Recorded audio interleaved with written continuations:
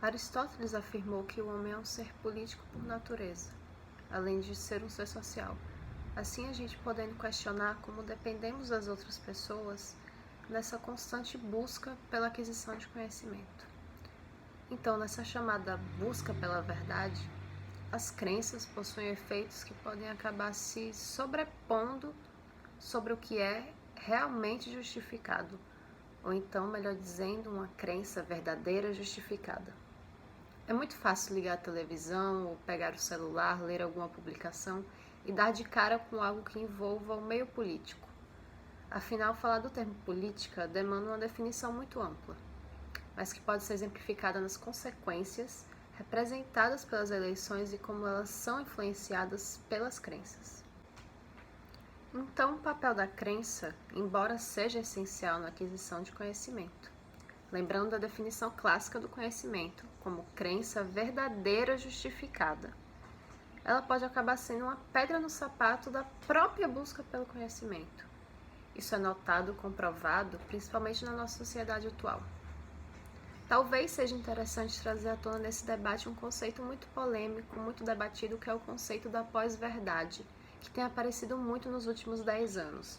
Ou seja, a noção de uma relativização do conceito do que é verdadeiro, e não a partir do que é comprovado, do que é justificado, do que é uma realidade, mas sim a partir de convicções, que, é importante ressaltar, não são apenas de indivíduos, como de grupos formados por esses indivíduos. É basicamente quando os fatos objetivos, os fatos justificados, são menos influentes na formação de uma opinião do que as crenças pessoais.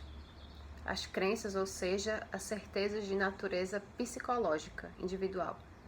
Embora, por exemplo, a Terra seja comprovadamente esférica, geóide, milhões de pessoas creem no terraplanismo e o tomam como verdade para si, mesmo sendo, além de uma crença falsa, uma crença injustificada, uma crença sem justificativa, sem justificação.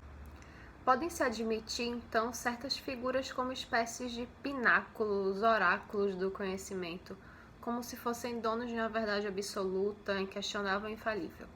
Exemplos desses figurões políticos que atraem multidões são o presidente aqui do Brasil, Jair Bolsonaro, que saiu vitorioso nas eleições presidenciais que tivemos em 2018, e outro exemplo também é o presidente dos Estados Unidos, Donald Trump. Presidente, digo, até o final desse ano, já que em 2021 quem vai assumir a Casa Branca é o democrata Joe Biden. Tanto a eleição de Trump em 2016 quanto a eleição de Bolsonaro em 2018 são dois grandes exemplos de como as crenças interferem no meio social, que é o tema do nosso trabalho. As próprias eleições nesse ano agora de 2020, tanto as municipais aqui no Brasil, de prefeito e vereador, quanto as estadunidenses destacadas pela de presidência, continuaram com essa tendência, apesar da derrota de Trump, que mesmo tendo sido comprovadamente derrotado, alegou fraude das urnas dos estados onde não se viu vitorioso. E é claro que seus apoiadores compram essa narrativa, não importa a quantidade de agências de checagem de fatos que o desmintam. Ou seja, por mais que ele tenha comprovadamente perdido factualmente, continua afirmando que não. E quem acredita nele, acredita no que ele afirma. Mas é importante ressaltar que, reeleições de lado, essas figuras não criaram as crenças que elas propagam, que são como garotos propaganda dessas crenças. As mentiras que contam apelam a preconceitos do próprio eleitorado, que até radicaliza os seus próprios posicionamentos. Esses milhões de eleitores vão continuar existindo na sociedade, vão continuar defendendo suas crenças em detrimento das verdades factuais. A gente observa a ascensão de grupos conspiracionistas como o QAnon, que propaga ideais de extrema-direita e tem no ataque à imprensa, que é justamente quem divulga as informações, uma de suas maiores armas, assim ditando para milhões de pessoas o que é verdadeiro e o que é falso.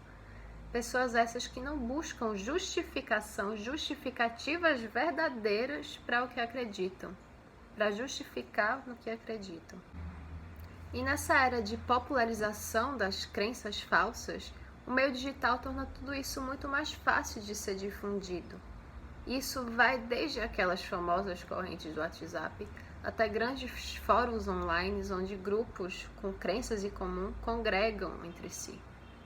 Muitas vezes apenas a insinuação de informação falsa é o suficiente para que um grupo acredite nela piamente, sem maiores questionamentos.